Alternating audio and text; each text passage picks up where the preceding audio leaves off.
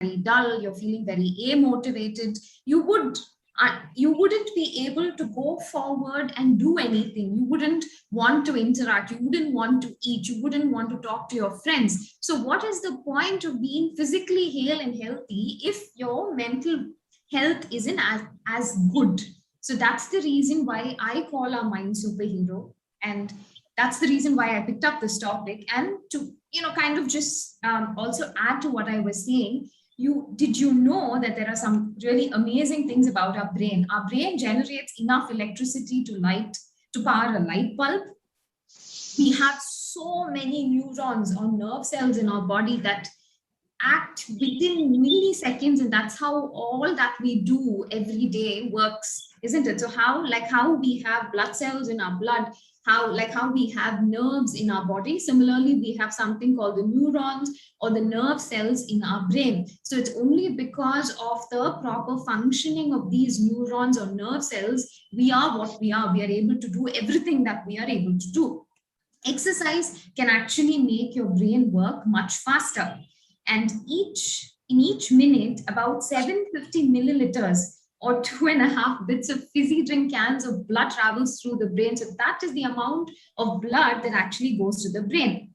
So another fun fact, the conscious mind. So in our mind, so what do you mean by the term mind? When I talk about the mind, I'm talking about actually the brain, not the structural part of it though. So we have something called the conscious mind, which allows us to be aware and conscious of everything that's happening around us. And then you have something called your subconscious mind.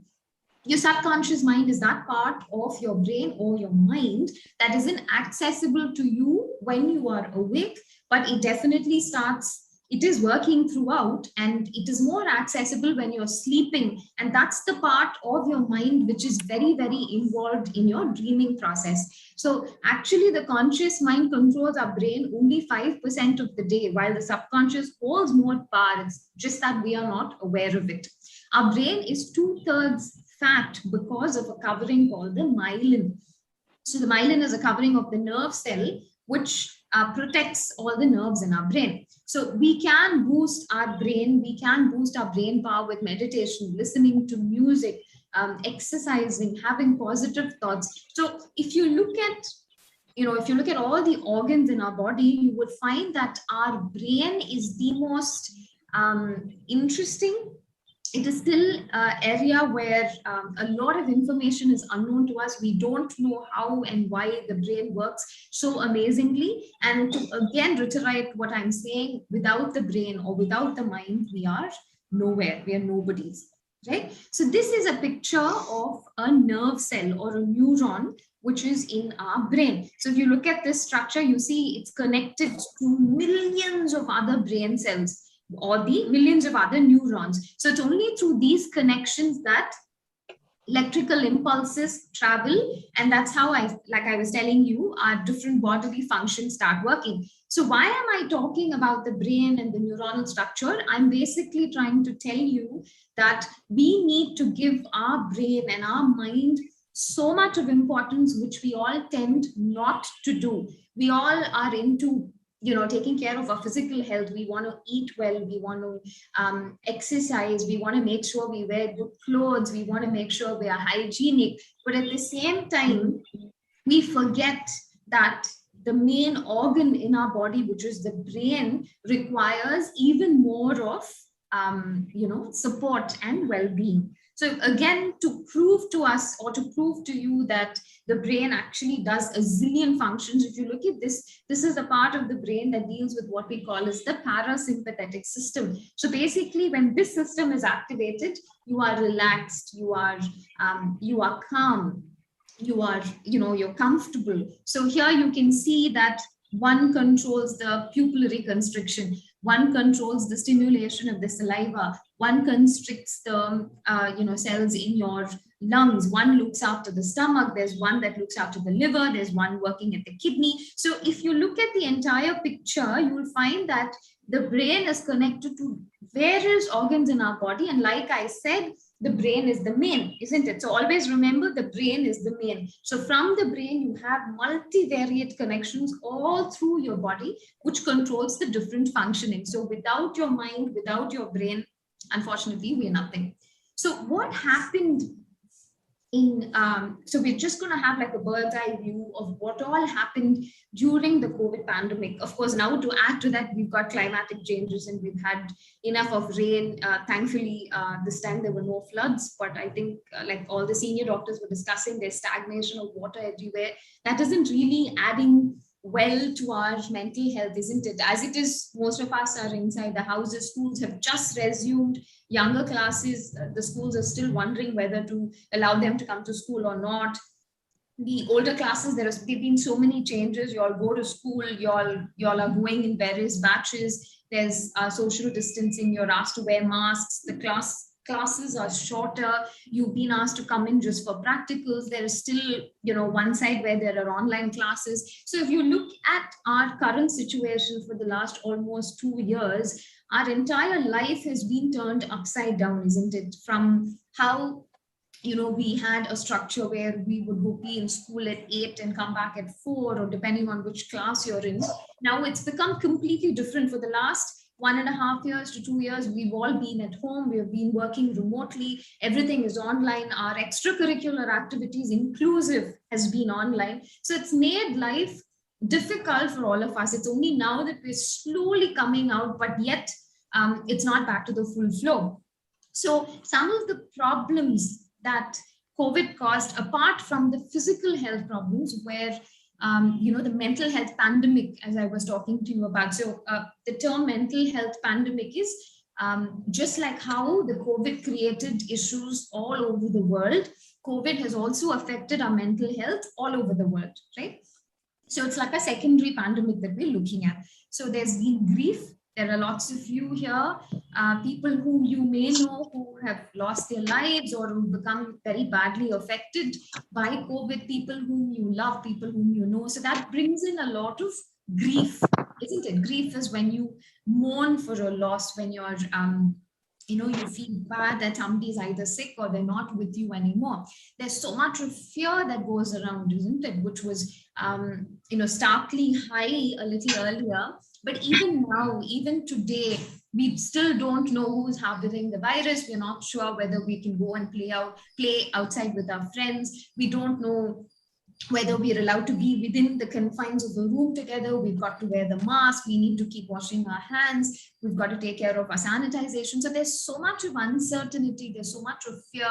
We've all been isolated. Most of us have been at home with our parents, behind closed doors, and the only form of communication, like I said, has been online. Of course, there's been increased screen time, right? Like I said, starting from your school right up to your extracurricular activities. I'm sure most of it is online, barring some of the activities that have now recently started. Of course, our parents are tired because on one side they're working. I know of a lot of working parents who are trying to manage, work online as well as, the work offline, which is there at home. A lot of families have come together now. People are living within the same houses because nobody wants to be alone. There's the rate of infection that's seen, not just with children, but also with elders. Like I said, school closure, quarantine. If quarantine is when you're isolated purposely because, you're either unwell or you've come in contact with somebody who's unwell. And of course, there was postponement of exams. So I'm sure some of you here would have been happy with the postponement, but many may not have been. It may have been an exam that you would have really prepared for, you're in your 10th or your 12th, which involves boards, which sort of decides your career. And you're not sure how things are going to go from here, because this has never been in the history of mankind where you don't like just go sit for a board exam and then those marks are taken. You go write an entrance exam. So now things are completely different. Nobody seems to know what's happening. So all this invokes a sense of anxiety meaning a fear of the unknown, because we're battling something that we aren't able to see. the enemy, or the so-called enemy, the COVID virus, isn't something that is visible to our naked eye. So we don't, like I said, we don't know who has it, who's harboring it, who's an asymptomatic carrier. So we are generally trying to take precautions for ourselves and for our loved ones. So this invokes a lot of anxiety and fear and restlessness within us. So I'm sure many of you would have been very frightened, because in the beginning there were suddenly so many different changes that were happening and you weren't sure. Many of you may have looked at the news and worried even more.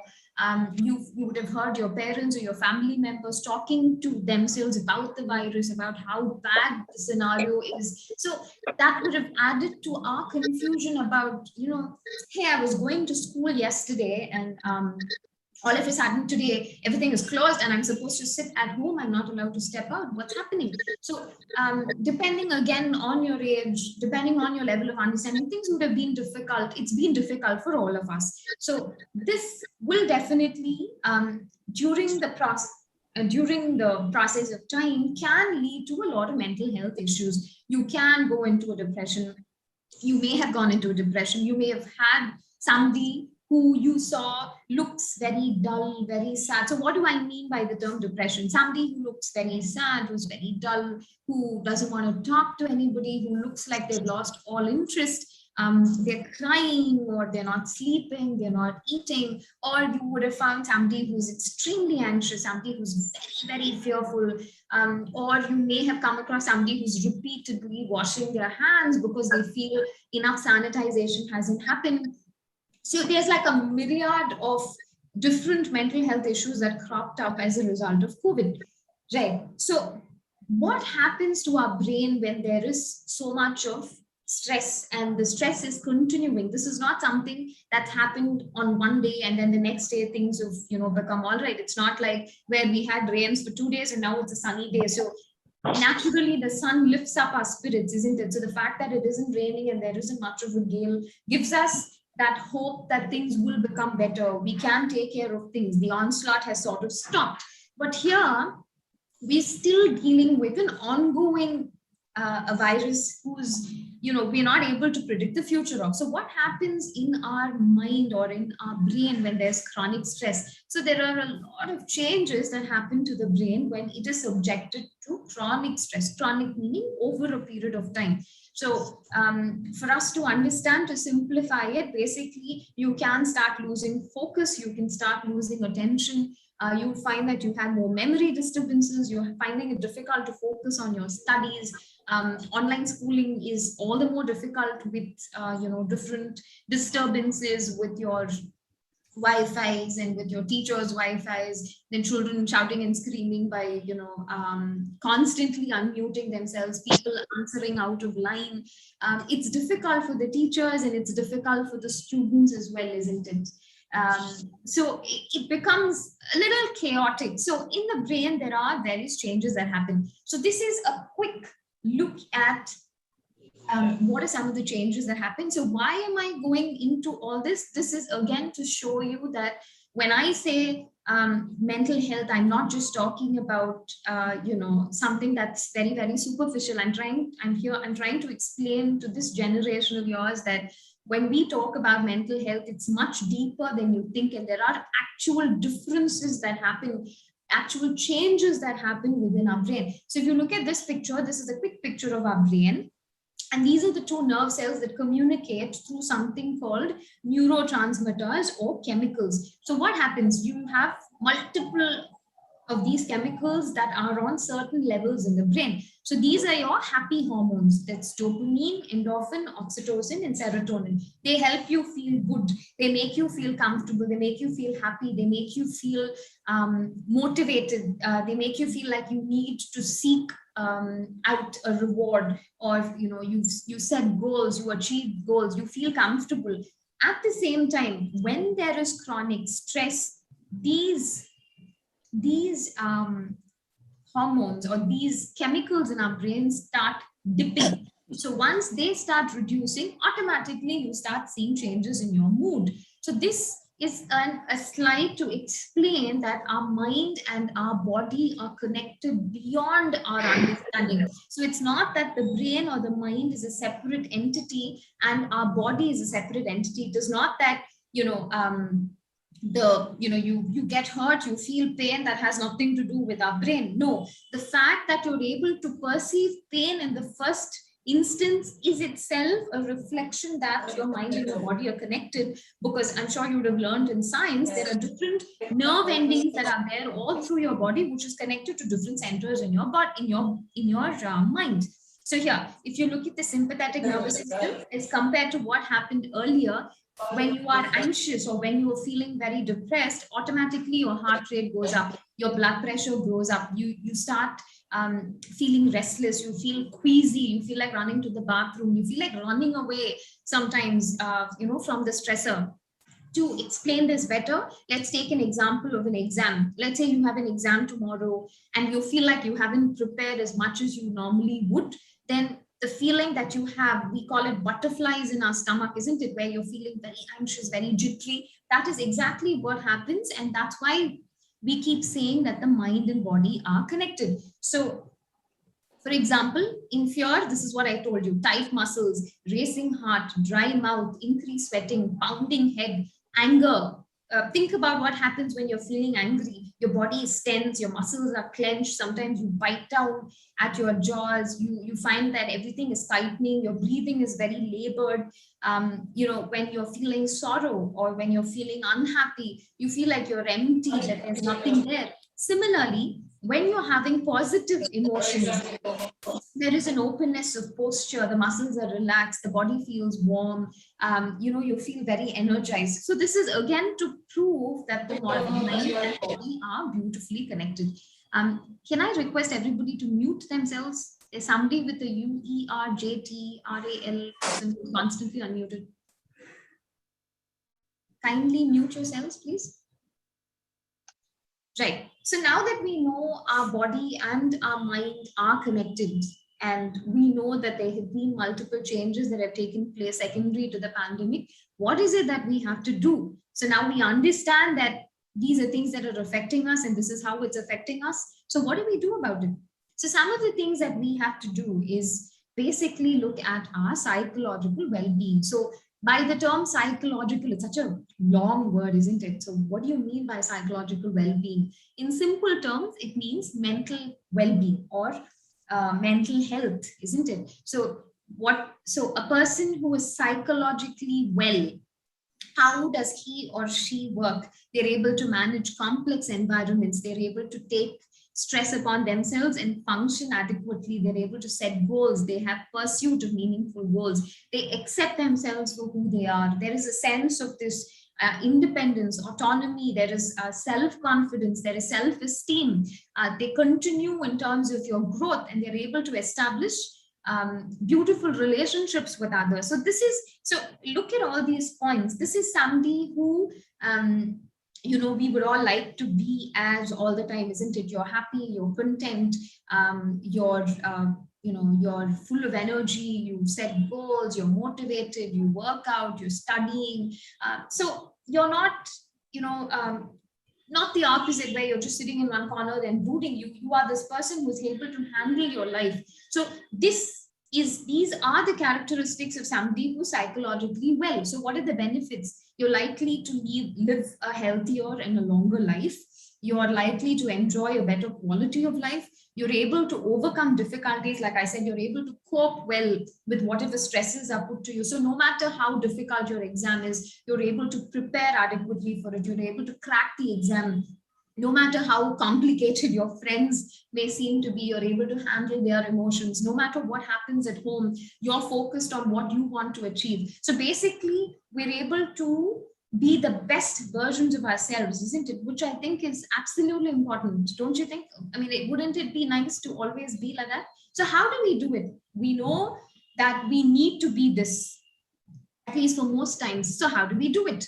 So this is again a slide to explain what I was trying to tell you earlier, that our mind and body are connected. So our thoughts, which are generated at every moment, trigger the release of these chemicals in our brain. And these chemicals in turn change our behavior, like I said. So there is an interaction between your thought, your emotion, and your behavior. So this is a crucial cycle for us to remember. So to give you another example, if the thought in your head is, oh, I'm going to have a lovely day no matter what, this is a challenge or an adventure, I will do my best, and then let's see, this shall also pass, this will make me stronger. So these are statements, or these are thoughts that actually boost our confidence, isn't it? So when we think about, or when we think like this in every scenario, automatically there is that sense of confidence that comes within you,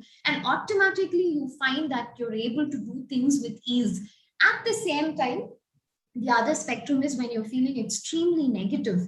Oh my God, I'm not going to pass this exam. Oh my God, this paper is going to be tough. Oh no, I think I'm going to have a terrible day. I don't know whose face I saw right in the morning. My day is just useless. So this, on the other spectrum, are thoughts that are very, very negative. So automatically what happens when you keep harboring, or when you keep you having thoughts like that constantly in your mind, your body is going to react to those thoughts, and you're naturally going to have emotions which are in synchrony with those thoughts, isn't it? So you're going to feel low, you're going to feel very not confident. Even if you're prepared well for the exam, you're going to feel very nervous. So see the world of difference that the thought makes to your emotional well-being. So the key is actually to balance your thoughts. It's impossible for us to be positive all the time, right? We are human beings, and we've been made to think of things negatively, because a little bit of negativity propels us to achieve things. Only if there is some anxiety, we work towards something. If there's no anxiety, we may not work towards anything. So we're all tuned to thinking of things a little negatively, which is fine as long as it propels you to achieve. But at the same time, it's important for us to not keep dwelling on the negativities and forgetting about all the positivities that are happening. So it's about a balance that happens between our negativity and our positivity. So in scenarios like this, it is okay. It is normal to feel anxious. It's normal to be worried. So talking about your feelings, talking about your fears to somebody you trust, it could be your parents, it could be a family member, it could be a teacher, a mentor, it could be anybody, it could be with a professional. It doesn't matter. As long as you express yourself, you talk about your fears, you're never going to get over it. Avoiding the fear only makes it worse. Remember that we all have our own set of fears. It may be one for somebody else, it may be something else for somebody else. It doesn't matter. The fact that you are fearful about something doesn't make you weak. A lot of children, a lot of people think fear is a sign of weakness, which is not true. All of us, like I said, are tuned to be fearful of something, because that's the only way we will, we've evolutionarily come from cavemen. So we have to be careful. We need to assess our dangers at all times. So it is okay to be afraid of something, right? So now that you realize that it's okay to be afraid of something, you realize that you can speak about it. In case you feel like you don't have somebody who's trustworthy enough to talk about it, you feel like you would be judged, why don't you start talking to yourself? Keep a journal of your thoughts, write down your thoughts every day, or on days when you think you've had a hard day, you feel like talking to somebody, there's nobody around, you can call somebody. In case there's nobody around, you can keep a journal. Of course, meditation will help. I'll come to that. And like I said, exercise, right? So physical workouts make a great impact on our brain. Why is that? It's not just about keeping your body fit. The mind also becomes fit, in the sense when you exercise, there's an automatic release of the happy chemicals in your brain. The 4 happy chemicals that I showed you, they are secreted in response to a physical workout. How and why is very complex, but please understand that the brain and the body are connected. So it's important to shelve or to keep some time for exercise every day, be it a 10-minute walk, be it a 15-minute cardio, be it some sort of a jumping, skipping, hopping exercise at home, be it walking around on the terrace, some aerobic exercises, yoga, whatever if you've been allowed to step out, if you're allowed to step out of the house, then please go for a jog, go for a run, play with somebody, which is fine. But some exercise every day irrespective of the age, is mandatory. You may feel, oh, I'm very thin, I'm very fit, I don't need the exercise. So not true. This exercise isn't only about maintaining your physique, it's also, like I said, about mental well-being. There's a lot of online courses, there are a lot of online exercises that you can look at. There's online yoga, there are online aerobics, and after the pandemic has hit, people have come up with innovative things online. So there is also this, it's a choice, isn't it? The internet is a choice. It's like a knife. You either choose to make it useful to you by looking at things that are actually useful, or you utilize the internet to look at stuff that are absolutely unnecessary, at any age, especially at your age, right? So if you think you're not allowed to socialize, I don't know, think of innovative things. You are young, you are creative, your brains are young. Make an action movie, learn a new hobby, want to juggle something, learn to juggle, pick up on reading a book that you've always wanted to read and you felt you've never had the time. Create some dance routines. There are all these online forums where they're asking for children to record music and dance and send it across for a competition. Utilize that to sort of put on some music and dance around. So dancing again promotes the release of a lot of these happy hormones in your brain. You feel nice. Skip around if you feel you can't dance. Skipping is fine. Try some online these games. I'm not talking about the video games which you're glued to for hours and hours. That's really bad. I'm seeing a lot of children nowadays with gaming difficulties who are unable to come out of it. So I'm not talking about that. I'm talking about constructive sort of games where you're not hooked onto something. I'm not talking about Netflix and Amazon Prime and Disney Hotstar watching and binging on series. That's not what I'm talking about. That actually drains your brain after a point of time. I'm talking about innovative physical activity that kind of makes you feel well, right? Drawing, singing, dancing really, really helps, right? So some of you here may feel, oh, I'm old. I'm not a kid. I can't be sitting and drawing and painting. Again, not true at all.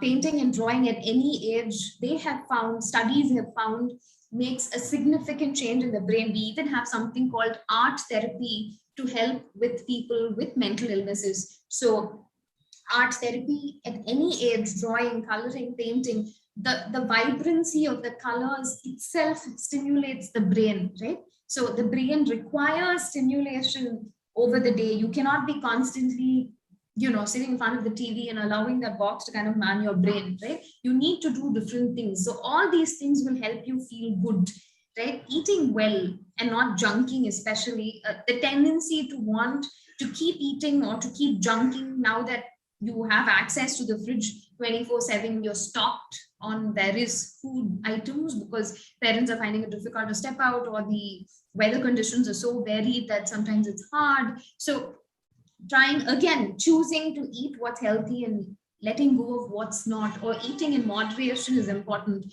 I know Swiggy and whatnot is extremely available at the tap of a phone. Most of you have a cell phone, so it's very easy for you to order for something, which is all right, again, when done in moderation. Anything which is done in moderation is fine. If you find that you're getting hooked onto something, that's when you really have to reassess and see whether you're actually going down the right path. See, there is no point in getting addicted to something and your family members or somebody whom you love actually figuring that out for you, and then they're trying to get you out of it. Instead, if you can sort of objectively watch your behavior every day and see whether you're following a fair amount of do's and don'ts, that itself is self-discipline, isn't it? Because now as you grow older and you step out of school, you're going to go into college, and then college into work, and there is a whole life ahead of you which involves moderation, right? Life has to be a balance of everything. So if that balance isn't built now, it's very hard for you to build it as you grow older. So it's important to be able to assess our behavior and be critical about it ourselves. Criticize isn't not criticize, but being able to constructively criticize and see where you need help with and where you don't, where you're doing well. So these are things that you need to look at. Remember that none of you are alone, none of us are alone, we're all in this together, right? None of our lives are that bad that we can't help one another. So the fact that there are so many helplines that are working now, there are, the fact that this whole seminar has been set up in the first place goes to show that your schools are interested in the mental health of children. It goes to show that schools are also trying to pitch in and help. So do not fear that you are alone, this is something that happens only to you. No, this is like I said, this is a pandemic in itself. This is happening worldwide to people of varying age groups. So remember to seek help if you feel you need it, right? um, when we are faced with a difficult situation, sometimes it's easier to just do the serenity prayer, right? Something that you would have learned in school again. Focus on what you can change, accept what you cannot, and please let go of what you cannot. I mean, there's no point in trying to change something that you can't, right? So you can focus on trying to change yourself. Sometimes it's impossible to say change the situation around you. So there's no point in wasting our energy and our time over something that is beyond our control. For example, COVID, we cannot see. Like I said, it's an unseen, an enemy. We're not able to, we aren't able to see it. So we really don't know where it is. So that doesn't mean that you put yourself inside and you're so terribly scared that you don't step out. No, you take the adequate amount of precaution and step out when it's necessary. So you deal with things as it comes. So there's again, this is again a learning that needs to happen at your age, like I said, because there's so much more to come along the way. So unless we assess risks, we assess our behaviors, we assess and we kind of figure out what is modifiable and what is not, life becomes really difficult, right? Organize your day, have a schedule. Just because you're at home and because schools haven't started full-fledged and because you just have to log in, you say a good morning ma'am, you don't even have to put on your video, your teachers don't know if you're even in your pajamas or not, doesn't mean that you get up 5 minutes before school and you just sit in front of a laptop all sleepy. That's not the way to it, isn't it? There needs to be a discipline, that needs to be an organization to your day, which again has to come from within. It's not about parents waking you up at 8 o'clock for an 8:30 class and yelling at you for having some breakfast. That's chaotic in itself, right? So we need to be able to organize our day, have a schedule which allows some off from the online scenario. So take some time off from the screen. Like I said, have a hobby, learn something, read a book, just close your eyes and lie down. If you have plants, try to grow one, tend to it, sing, dance. It doesn't matter whether you have a voice, it doesn't matter whether you can dance. It's okay. It's all about what works for you, right? So make sure that you have a day that's filled with some activity, because unless you have a day that's filled with activity, you're going to not have anything to look forward to. So you shouldn't wake up thinking, oh my God, there's nothing for me to do today. Why do I have to bother waking up? That's the sort of thought that will come to our mind. Unless we have goals, short-term and long-term goals, we are not going to achieve anything. A life without goals is absolutely useless because we have no idea where we are progressing. Be it studies, like I said, use the internet productively. You're learning a new concept from school, your books, you feel like you need to look up a bit more online, use the internet to look up something there, discuss with your friends, have productive conversations. Don't keep, sort of talking about things that are really not useful for your life, in the sense, again, you can choose to spend the whole entire conversation about movie stars and their lives, or you can choose to talk about something constructive. It's up to us. So everything is a choice, right? We've all been given free will, we've all been given an IQ and a brain. It's up to us to figure out how to use it. The other very important point that I wanted to talk about again is this is applicable to any age. So we are most of the time either in our past or we are most of our time in the future, right? Meaning right now at this moment, all you have is this particular second where hopefully you're sitting in front of your laptop and you're listening to me, right? So even during this process, you're going to have thoughts about what happened yesterday or what you could have done better years ago, or you're going to have worries about the future, what is going to happen, what am I going to do, when is school going to open, etc., etc., etc. So what happens eventually, you lose the moment that you're in. You don't even remember having gone through this entire 45-minute talk because your mind was never present in the first place. You're physically present but mentally absent. So mindfulness is a technique where you're taught to consciously bring your focus onto the present, because we've been so tuned to thinking about the past and worrying about the future, we forget that this is the moment to be. So how do we do that? One very simple way and a very productive way, of course, with time, is mindful breathing. So all of you, I wish I had the time to run you through this, but I don't. So I'm just going to walk you through it. You guys can try it out yourselves. Like I said, there is no age bar. This can work from as young as 3 to as old as 90 plus. It's up to us. So mindful breathing is where you sit, not necessarily in Padmasana. You can just sit in any posture you want, comfortable position. Close your eyes, breathe normally, and try to focus your mind on your breath.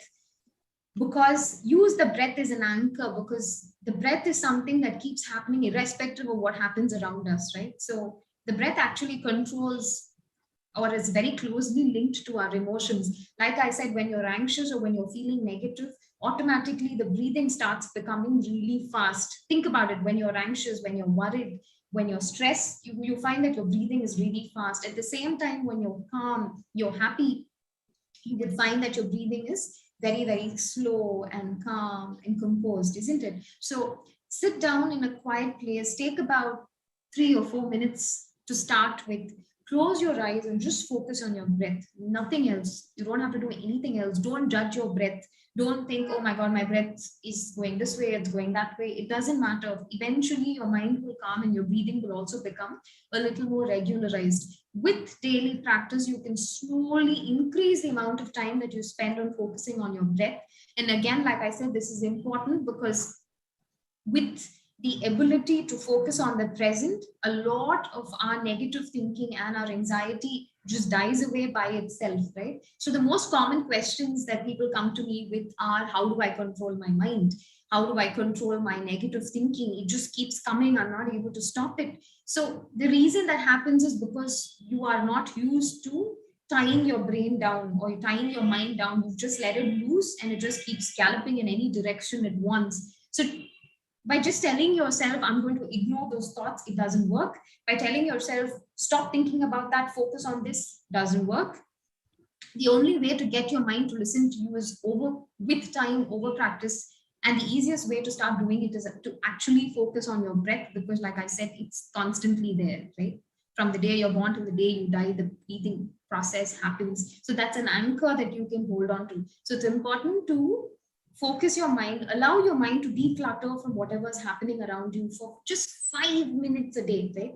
You can't be so busy that you can't spare 5 minutes. All of us have those 5 minutes. And I think it's important to take those 5 minutes for ourselves to kind of step away from the busy world that we're in, to just close your eyes and just let go and just watch your breath. Trust me, with this, 3/4 of your physical and your mental problems just vanish. This is something that I keep telling all my patients, please do this, please do this. The problem is when you sit and close your eyes, your mind gallops another 100 miles faster, which is absolutely normal because it comes with practice. So you need to learn to slow the mind down, which will come only with time. It's not a miracle. It's not going to work overnight because your mind is used to running in any and every direction, right? Keep doing this, and together we can get through these difficult and challenging times. So remember that we're not alone. We're in this all together, and we're all here to help each other out. We are here for any sort of a professional help that you may require if it is beyond your family and your teachers. Thank you so much for patient listening. Have a great weekend, and I hope I've gotten something across so that it's helpful for all of you. Thank you. Thank you very much, Dr. Janini? Yes, ma'am. Madam? Thank you for a wonderful presentation on the complexity of the brain and the way it functions with such beautiful pictorial representations. Your prescription for tackling the challenging mental stresses of being confined to the house during these pandemic times by physical activity, connecting to peer group and family grouping involvement in various activities, day filled with activities, goals for short-term and long-term, study, fun, extracurricular activities, and constructive work is definitely worth its salt for all of us, not only for the school children. Your guidance to focus on what we can do and not what we can't is a learning curve for most of us. Organizing, time management, balancing activity, productivity, maintenance of mental health. Hats off to you. You've given us a dose of healthy way of looking at things. It is applicable to us, all of us doctors too, in addition to the school children. Thank you for a wonderful presentation, Janani. Any questions from by the children? They can ask Dr. Janani. Children, unmute yourself and ask questions, please.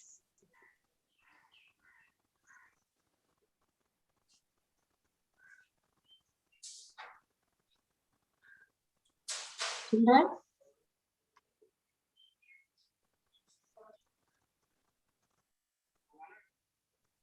Any questions, please? They must be spellbound from the excellent presentation by Dr. Janani. Yes, ma'am. Yes, yes. Yes, wonderful. Janani. Shall I propose both of them? Madam Deepa? Yes, ma'am. I'm here. Somebody has sent it in. Yes, somebody has sent in chat. No, ma'am, all is clear. No questions. Only the children. Yeah, really nice. Thank you. Thank you, children. Okay, good morning, everyone. I'm Deepa, psychology teacher, IB, and part of guidance and counseling department. I take this opportunity to thank everyone on behalf of school management, teachers, and students. I thank Indian Medical Association, Chennai South, for organizing this much-needed session. I thank our chief guest, Dr. Maragadamani, Vice President, North Zone, IMA TNSB, Honorary Secretary, Dr. Shanta Narayanan, President, Dr. C.V. Natarajan, Dr. Mangai Sharavanan, and Dr. Yashoda Tanikachalam. Many thanks to Dr. S. Janani, consulting psychiatrist, for this wonderful session. She took us through the journey of explaining how brain handles anxiety, problems relating in COVID, importance of safety measures, handling of stress, anxiety, fear, grief, important tips regarding mental, emotional, and holistic well-being. It was really an enriching session, and I'm sure all are benefiting. Many thanks to our head of school, our deputy school, principals of metric school, our representatives of management, all the doctors present here, teachers, and all the participants. Thank you all and have a wonderful day. Thank you. This is my turn to say a vote of thanks. I thank our IMA Chennai South President, Dr. C.V. Natarajan, and our member, and also the North Zone Vice President and today's Chief Guest, Dr. Maragadamani, for the opportunity given to us to conduct this program. We have been doing school health programs regularly, and in the same MCTM school, I have done along with Dr. Sukat Kumari. So I profusely thank the management of MCTM school, Madam Sangeeta Verma, head of the MCTM International School, Mrs. Lavanya Venkatesan, whom I know her very well, Deputy Head of MCTM International School, who is behind the show actually, and Madam Uma Narsimamurthy, Principal of MCTM CBSE School, and Dr. Santanam, Vice Principal of MTM School, for the allowing us to conduct this program for the benefit of their children. And I thank for your magnanimity also, sir, madam. And I wholeheartedly thank Lavanya, the deputy head of the school, who made it possible for us. And we have conducted health programs in the school. And I thank Dr. Janani Bragadish for an excellent and exemplary talk, which made everything was easy, even for the doctors, as madam said. Even for doctors, it was a real journey through the brain, actually. And I sincerely thank the children for participating in this program in large numbers. I thank one and all. Thank you so much for the opportunity. I think we would like to continue the programs regularly. For you please give us the topic. We are ready to give for the benefit of the children. We are pleased to do everything for them. Now I request, can I request Madam Sangeeta to say a few words about the program, Madam? Yeah, sure. Good morning, doctors and all the doctors present here, my dear children and teachers. Thank you, Dr. Shanta, for having this session with our children on such an important area of concern in the current times. And I'm sure there are so many takeaways from the session. Thank you, Dr. Janani, for the wonderful session. As everyone has been saying, it's not only for children, it's for everyone. And in such simple terms that you have expressed and shown the link between the medical meeting and the body and how to over. Thank you once again, Dr. Shanta, and thank you, Lavanya, also for bringing Dr. Shanta to us. She has been very helpful, and she has organized earlier also. Before the pandemic, I think we had a session with her, and we look forward, Dr. Shanta, for the continuity of our association, so that as a school, we are able to bring to children the right perspective, and also to make all of us aware on different issues related with health and related areas. It was a nice takeaway for the children. I'm sure each one of them have taken one or two things and they will practice. And we will also ensure that we do keep on reminding them, repeating whatever we have learned from today's session. And we look forward to for more such sessions. And thank you once again, all the doctors from this session, and Dr. Shanta especially. Thank you. For having us go through such an important issue. Thank you and have a nice day. Madam Uma Narsimamurthy, Madam. Is she there? Lavanya? I think she's not here right now, ma'am. I think so. Anybody else? Anybody else from the school?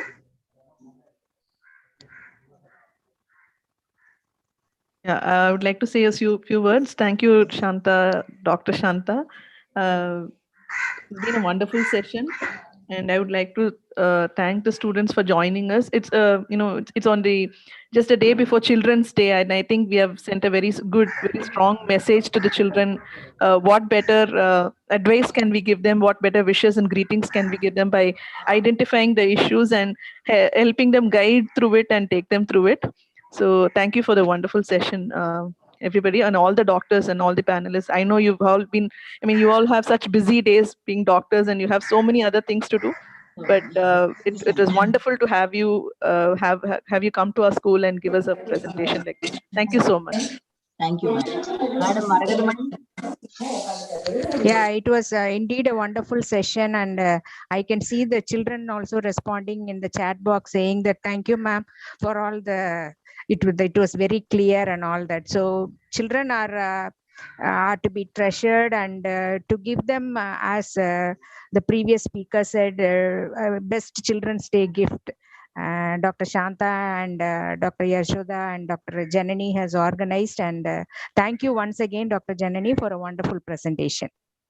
Thank you, ma'am. Thank you, ma'am. President Dr. C.V. Natarajan, sir.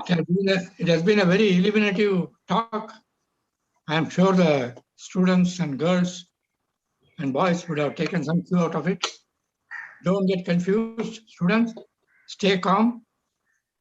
Take your own decisions, right decisions, and carry on. We'll be absolutely all right in the future. Thank you. Thank you very much, sir. Anybody else who want to say a few words about the program? Ma'am, good morning, ma'am, and thank you all. It was indeed a very apt topic for the times of today. As Sangeeta ma'am mentioned, that it is just not for the students, for everybody. The pandemic has actually changed the parameters of everything. So thank you, everybody. Thank you, Janani ma'am. Thank you, madam. Thank you. I share the link of the recording also to the school, madam, so that it will be useful anytime. Yes, definitely. Thank you, one and all. Shall I close the session, madam? Yeah, Sangeeta you can. madam? Yeah, you can Yeah. close, I think. Yeah. Thank you so much. Thank you all for joining.